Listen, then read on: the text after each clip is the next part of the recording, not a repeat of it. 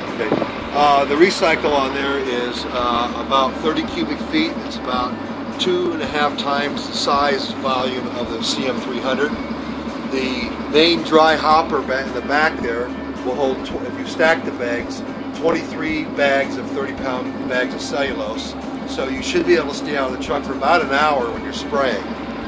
The whole machine is made out of aluminum, so that this truck is a non-CDL truck under 26,000 GVW, and the way we can do that with such a large machine is to offer that in aluminum. So as you can see, it's corrosive resistant to the recycle.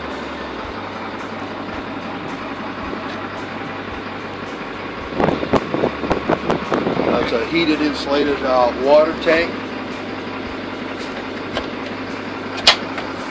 The pumps right now are stored inside the building so they don't freeze. The tank has been drained, but it has been checked for leaks. It comes complete turnkey with the spray pressure line, the wall nozzle, wall scrubber, and there's actually 2 pumps with this truck. One's a backup pump, as a spare. It's got a tank heater in it for the water, a heater in there for the cabinet so in the wintertime everything stays warm. There should be about 150 feet of 3-inch hose on the first hose reel for the spraying.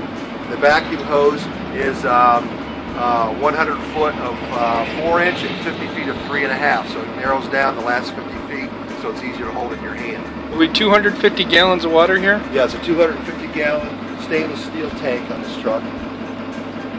This unit has one positive displacement blower running with a 10-horse motor. The same motor that blows the fiber actually acts as a vacuum to suck the fiber back into the machine. It's a wireless remote? Yes. 25 kilowatt PTO driven generator.